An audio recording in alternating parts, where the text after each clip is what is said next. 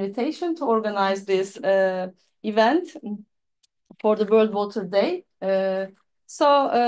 We are in Italy, in CNR-ITM, the Institute of Membrane Technology, and we are organizing this World Water Day event with the director of the Institute, Dr. Alberto Figoli, and the Director of Research, Dr.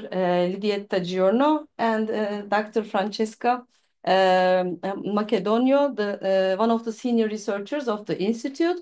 I should start with saying welcome. And we should start, I think. And my name is Gökşen and Erkan from Ankara University and İstanbul Medeniyet University. We are here for a study visit, indeed, for the enhancement of the participation of widening countries for Horizon projects. So since we are very close to the World Water Day, I should start asking Dr. Alberto Figoli about the World Water Day, the importance of this day. Would you start? Yes. So, first of all, thank you for this nice interview and event you organized. Okay. So, the World Water Days is, in fact, an annual United Nations observance. Yes. And if there is still need to highlight it, it has been held since '93. Yes. And it celebrates annually the importance of the fresh water. So the core focus of this day is to support the achievement of Sustainable Development Goal 6, which is water and sanitation for all by 2030. Yes. Every year, United Nations organize and set the theme of World Water Day. And this year will be about the glacier preservation. So the importance of having this glacier preservation and what is the influence of it on the environment and the ecosystem related to the water and the aquifers. Looking at the things like the role of clean water in the world, ways to stop wasting water, finding ways to supply water to unprivileged groups and so on is one of the main issues and way to be reported in this day. Okay, thank you. Thank you very much. So my question will be, actually, can you introduce CNR-ITM to us and give some brief information about its purpose, goal, and also vision? Okay, thank you very much for this question. So the Institute of Membran Technology is a part of the National Research Council of Italy, which is the biggest entity in Italy dealing with research, technology transfer, and education. We are focusing in particular as Institute on membrane technology, as we will discuss later, as a really important role and crucial role in many different sectors, in particular for water treatment, for reusing of the water, for desalination of the water, which are two important strategies that can be today discussed on the recovery of the water and how to reuse the water. So not only waste, but try to use the water as a real important factor. Okay. Thank you. I would like to ask my next question to Dr. Lidietta Giorno. When we think about membrane technology and the capabilities, what we can do using this technology, can you just describe shortly the role of membrane processes in tackling water-related issues? Thank you very much, and good morning to everybody, and welcome as well. Yes, membrane technology is extremely relevant for water, both in terms of purification of wastewaters or also desalination of seawater. Yeah. The relevance of membranes in water is given by the fact that a membrane, we can imagine a membrane like a barrier that can separate components, molecules, based on a number of mechanisms, but the major mechanism might be the size of the components, respect to the size of the pore, and also the charge repulsion and other type of mechanisms. In this way, we can develop and tune the pore size of the membrane so that if we want to purify wastewater, to remove bacteria, for example, or to remove larger components, we can use membranes that are so-called the microfiltration membrane, ultrafiltration membranes. If we want to remove salt from water, which then means that we go to a very small size of ions, then we reduce extremely the pore to the point that we don't have visible pores, but they are dense membranes, but still based on mechanisms that we can solubilize water into the membrane and diffuse it through it, then we can separate water and retain the salt. The extent of the selectivity of the membrane and on the speed at which the water can pass through the membrane makes the difference in terms of productivity, cost, and so on. So this is just in a very general way to sum up why membranes are so relevant and so dominant as a technology in the field. Okay, thank you. Thank you very much. Actually, yesterday I have known that you have many projects, ongoing projects with different countries. So can you give us a bit of information about your projects and current research on membrane technologies? Yes, we perform, as I was mentioning earlier, we are devoted to membrane science and technology. So our role is to develop membranes, tune membranes, and develop also process conditions in order to enhance the performance of these systems. We work a lot at national level, focusing on wastewater treatment of water used, for example, in agriculture processing, like producing olive oil needs to have water, or just in other agricultural production, because as a region, this is a region where the agriculture and processing of agri-food processing is very high. So in this area, we have projects where we develop processes and membranes to purify the water that has been used in a process, and trying to recover also the components that have an added value, like biophenols, proteins, and so on. At the European level, we have several projects that we focus on enhancing integrated processes for enhancing the recovery factor of water. We know that reverse osmosis is the dominant technology in desalination, for example, but we can only recover around 50% of water with this technology. If we integrate another technology that we call membrane distillation, which is not affected by the osmotic pressure, then we can increase the recovery factor of this recovery of water. And in addition, we can also valorize the salts and the minerals that are into the water. So in general, the projects refer to wastewater treatment, desalination, recovery of components, and in some cases also combining the recovery of water with the possibility to generate energy in order to reuse this energy in the process and so on. So we try to approach in a very holistic way and to solve diverse problems. Nice, very nice. So you have cooperation with many other countries also. Yes, at European level, international level. Yeah. Okay, thank you very much. Okay, thank you. And my next question is for Francesca Macedonio. As we all know, climate crisis, water scarcity, and depleting resources, we have many environmental issues. So it's getting more and more difficult to have healthy life on this planet, indeed. So when thinking about this, our need of the humanity for innovation and higher technologies, how can you relate membrane technologies in this regard, especially in your institute's future projects, plans, and innovative membrane technologies? What can you say about that? Okay, thank you for the question and welcome to everybody. Yes, as Dr. Lidietta mentioned, reverse osmosis, that is one of the main process that help the world for solving fresh water problem. We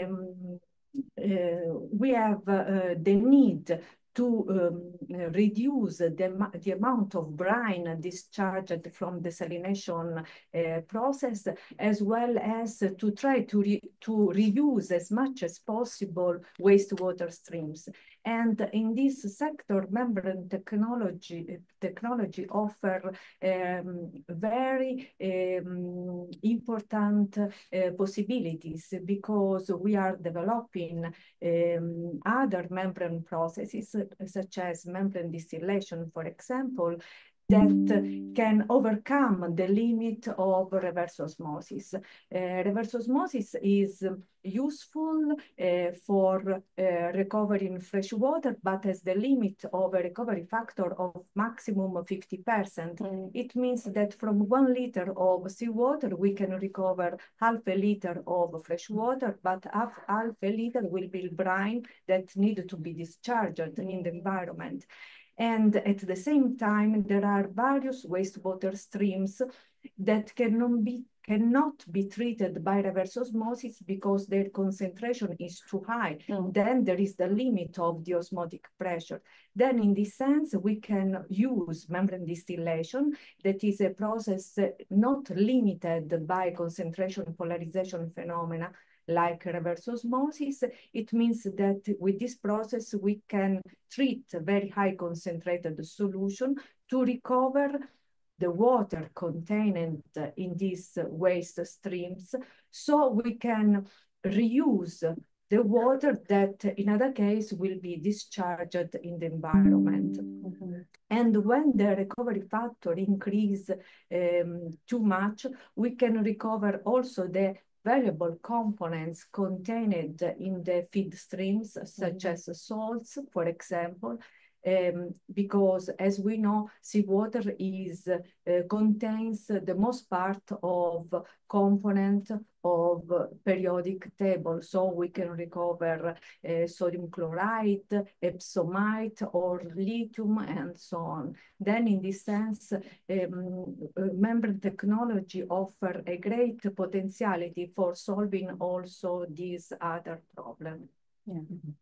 Thank you. Okay, thank you. If I may add something, Yes. because the Institute, in fact, is very active in this direction. And one of our main topics is really to go toward more innovative technology in membrane processes. Membrane contactors in general, big family where membrane distillation, membrane crystallization is an important role, are one of our core research activity in the Institute. We started many years ago working on this, thanks to the brilliant idea and a visionary idea of our Professor Drioli, that we like to mention also today. We lost him last year, but he's always with us, and he gave us this fantastic heredity of continuous membrane science and technology using this innovative technology. Before it was just an idea, just a visionary idea, but now it's really reality. These technology are now really used. And now some also the new calls, European project calls, are going in this direction. If you see the last calls was really talking about evaporation, membrane distillation, and gas separation. And it was the first time the membrane distillation was. And I think it is also merit of our institute and Professor Drioli. The true ambassador of membrane. The true ambassador, Yeah, we have really efforts, so many efforts of senior researchers in this field.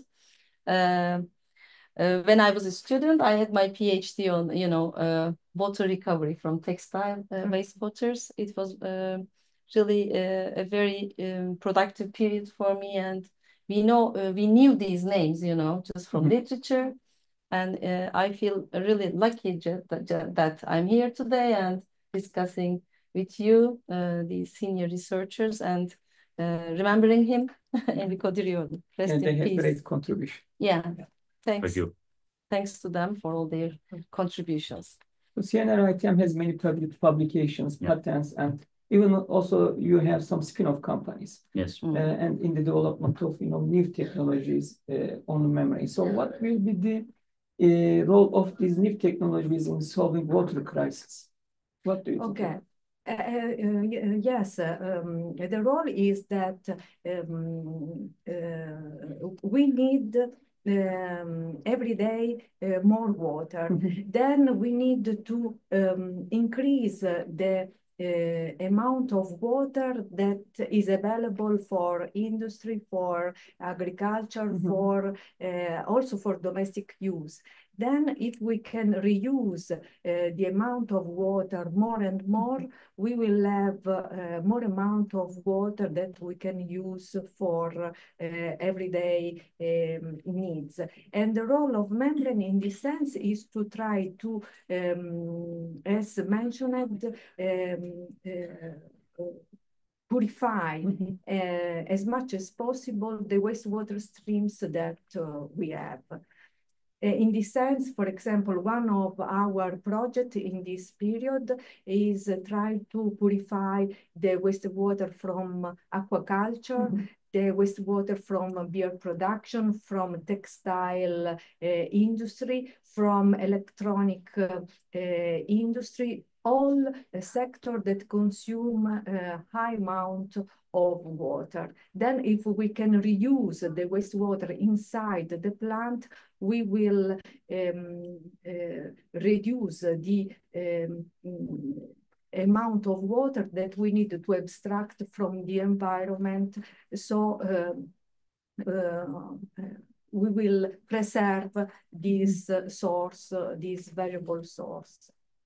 Okay, thank you. So it will be yeah, related to technology transfer, the Institute is very active. As you mentioned, we have in fact now 2 spin-off companies came out from our institute.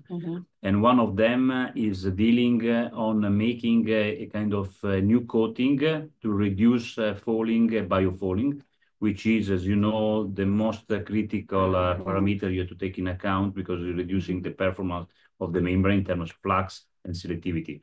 So if you can find a way acting directly on the membrane, maybe making the membrane more hydrophilic, membrane with antimicrobial activity, with low falling propensity, this will for sure be a good strategy to decrease this issue and make the life longer of the membrane itself. Yeah, these studies are very important because these are the main barriers on the membrane technologies in order to use and use. Yeah. So this is a nice story. Of course, the drawback sometimes is that when you make it this coating, you decrease sometimes also the performance of the membrane. So the work we are doing now is to try to make the layers thinner as possible, try to preserve the integrity of the membrane, try to preserve the performance of the membrane itself. This is not an easy task. That's the reason we have to do a lot of research. Yeah, and the resistance also. Yeah, also will be decreased by this way. Okay, thank you very much. Okay. So when we try to develop a future outlook, let's say, you mentioned about SDG 6 Sustainable Development Goals, especially the 6th one is about, yes, sanitation and providing safe water, but we are now in 2025. It's only 5 years we have to achieve SDG goals, and experts start to say that we will not be able to, achieve these targets in 2030. And thinking in that way, and how do you see the future of CNR-ITM, their projects getting maybe higher impact on the society, both in Italy and beyond, of course, for the many countries and continents? Water is getting more and more scarce resource, unfortunately, in many parts of the world. And membrane technology, it seems, will continue to have this critical role because we are running out of conventional water resources, and we have to consider alternative water resources, such as wastewater is one of them, of course, maybe the main.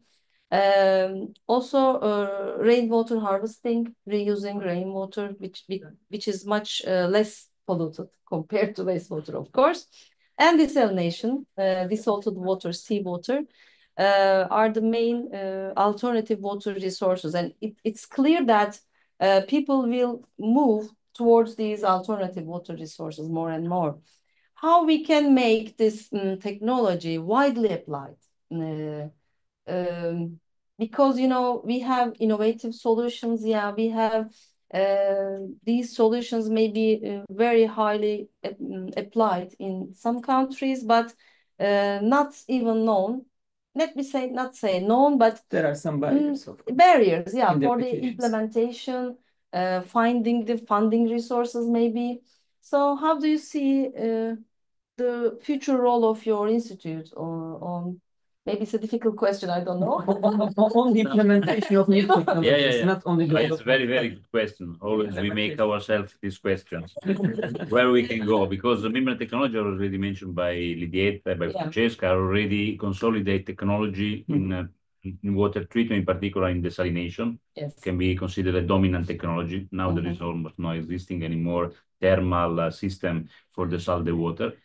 They are very used a lot now also in a wastewater treatment. So thanks to the technology itself, because they allowed us to integrate easily in a process already existing, thanks to the footprint. So the small scale down of the system can be easily integrated in the system. Thanks to the energy saving, thanks to all the properties the membrane itself has. Yeah. So I think the membrane will have more and more a critical and crucial role in the future. I'm sure for this. Of course, I'm director of Institute of Membrane Technology. I cannot say different, but honestly, I think in this direction. If you see the trend of membrane technology in the last year, is exponentially growing the use of membrane technology in different sectors. And the prices are decreasing. Yes, and the price is decreasing because more you use, of course, more is decreasing. And also the technology, our work, research really has an important aspect on this, because thanks to the new research, thanks to improving the membrane, thanks to the work on a more scientific impact, it will impact very strongly this phenomenon. Yeah, thank you. Thank you very much. We are full of hope. Erkan, maybe your last question from Erkan.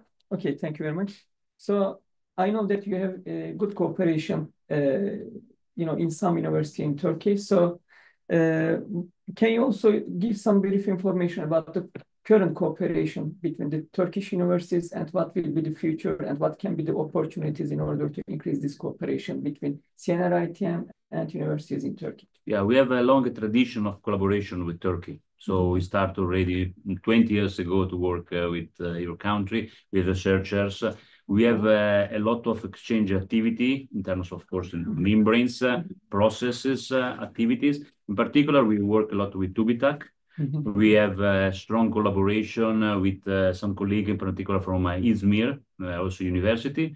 And we have just recently signed and won a bilateral project, which is dealing on membrane fabrication, innovative membrane fabrication, in particular with anti-fouling and biofouling property. So it's going in the direction that we mentioned before. So toward new type of membrane for improving the existing one. So we are looking forward on this. We have also colleagues working, for example, on hydrogen production. That Turkey is very strong in this aspect.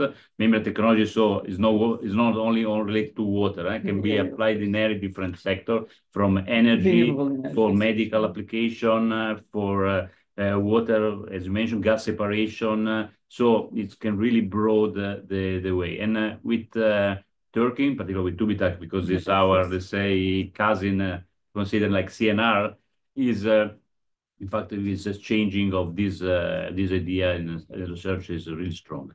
Thank you very much. So maybe we have some questions. Can you? Of course. I mean, but we have to just read from the chat. Is it possible to see the chat? Yeah. Okay. If there are any questions, maybe. Yeah. I think participants. We have some questions, but can you just open? I can open. Sorry. It doesn't tell actually. Yeah. Okay. Sorry, any question? No, this is just test. It says. Okay. Başka yoksa? Yeah. I think we have no questions from the audience. And if would you like to give some more information about your master and PhD programs? How students can apply, or I mean, if they are interested on what kind of research topics they can apply for. Maybe this can be a good, useful information for young people. Yeah. Sure, because your question before was how to remove this barrier, of expanding membranes in a widely way. And I think it's through education, because if you extend the knowledge of a membrane and how to use a process, Yes. then people will start more and more to deal with it. So education is also a part of important part of our activity. And as a CNR, we are a research institute located within the campus of a university. Mm-hmm. So we interact a lot with students, and we host many students from abroad. Yeah. We publish call regularly on our website on Euraccess. Mm-hmm. And we perform this high education also within doctoral networks, Mm-hmm. which are published, which are supported within the Marie Curie actions at European level.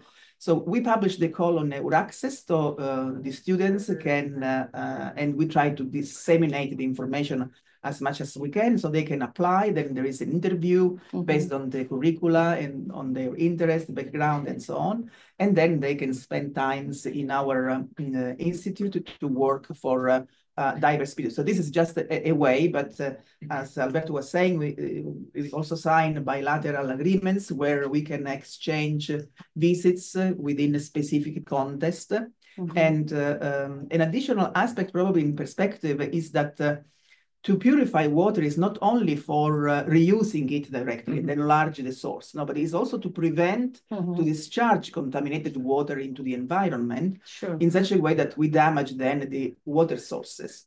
Because in fact, water all over the world is not a critical point. You know, it's fresh water that we need, Yes. Yes. Very readily available. So if we contaminate the source, then of course we have to continue to deal with water, fresh water availability, health issues, Mm-hmm. economical issues, and so on.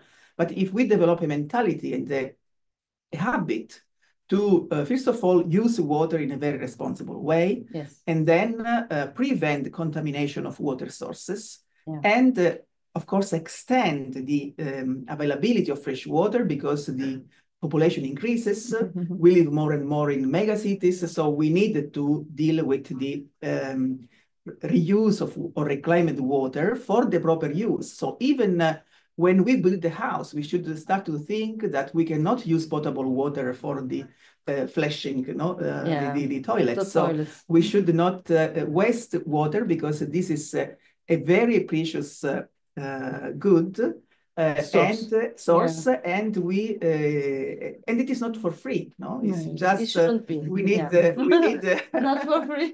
we need investment to do this. So first of all, to consume water in a very responsible way, and this is an approach, an holistic approach at society level, you know, on how to avoid misuse of water, and how. And again, I think it needs to involve all the part of the society, including building new houses with diverse conducts for water. No? So you would need the potable water and then use it, and then you know that then, of course, is a matter the technology may cost, which this is also a break. No, advanced technologies have the characteristic that they have a high content of knowledge.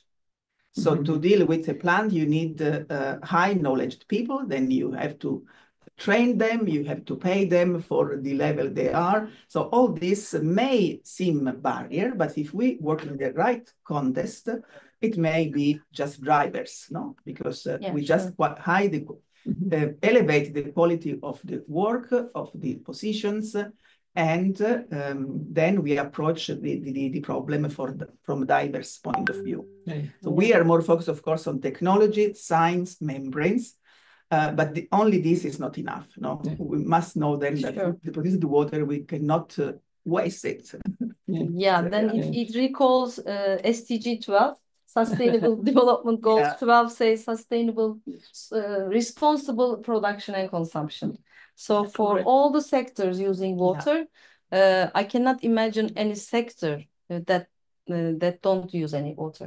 So water is everywhere, and all the sectors need it, especially in agriculture. For example, in Turkey, more than 77% of our water resources are used for agricultural production.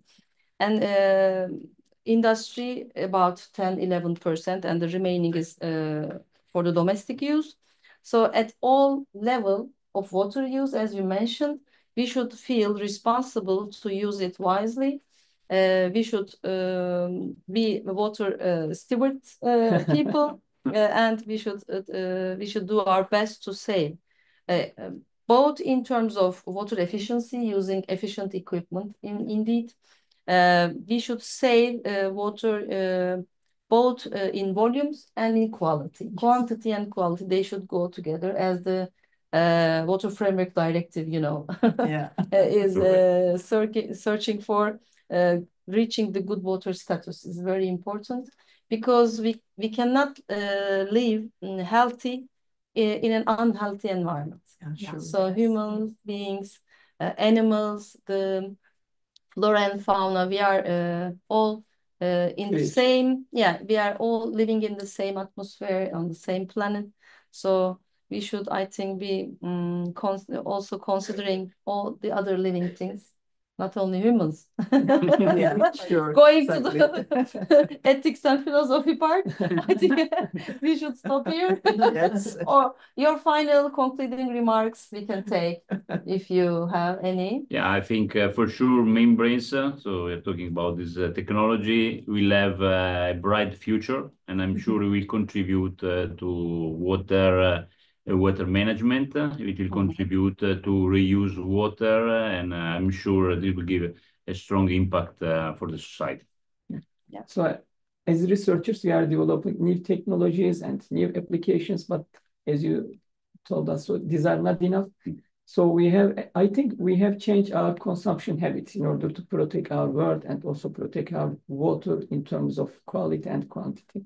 So as a CNR-ITM, you have two big responsibilities. One is extend our knowledge, and also the other is our technology, also on membranes, of course. So yes. Thank you very much. Part of our mission that we didn't mention is also we are teaching students. So we are also making courses within some PhD, but also we are making also private courses. Sometimes are coming some institute. Last time we had from Egypt, I remember a group from Egypt, and they came here, and we learn about membrane technology, but also about water sustainability. So as Are they short courses or? They are short courses. Usually can be up to 1 week, where we all show from starting from materials to membranes preparation, characterization, up to application, and different. Including training in the lab. Including By training. this way, you extend actually knowledge on the membrane. This is important for the future. So One of the goals. We also give courses inside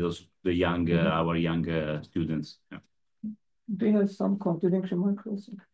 Yes, I think that it's necessary to increase both rising participation and awareness to water problem, real water problem, because water is in fact necessary from domestic use to electronic production, food production, and so on, and that it's really necessary to invest in new technology and to preserve this very important source. Thank you very much. Thank you. I think, we can close now. And finally, I should mention MEMTech conference symposium. All over the world, we have so many events on membrane technology, and one of them is MEMTech 2025, which will be held in Izmir, Turkey, in November. And as far as I know, some of you are also already coming to this symposium. I think it will be a very successful event. Hopefully, sure. I hope to meet you there. It's organized by the way, by Nalanka Bay, which is one of the main experts in membrane Turkey. We have MEMTech in Istanbul Technical University. We have so many, senior professors, working researchers on membrane field. Indeed, Turkey needs lots of skilled researchers to continue in this area. By the way, there is also, we organize also a conference in beginning of June, from 3 to 5 June. Did you announce on the website? It's announced on the website. Okay. It will be on membrane distillation, water treatment, and desalination. So these are main topics. This is an original conference starting by Professor Drioli more than 20 years ago. So it's a long tradition. No, Usually it's on invited only. Uninvited. Uninvited. We don't have have a speaker, but speaker, but participants, students, professor, researcher can also still participate. Yeah. There is some slot available also for poster section.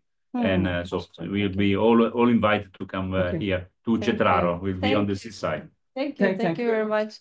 Thanks for listening. I hope a bright future with abundant water using membrane technologies. Thanks for your contributions. Thanks to you. thank you. Bye. Thank you. Thank you. How can we stop? I can. Thank you.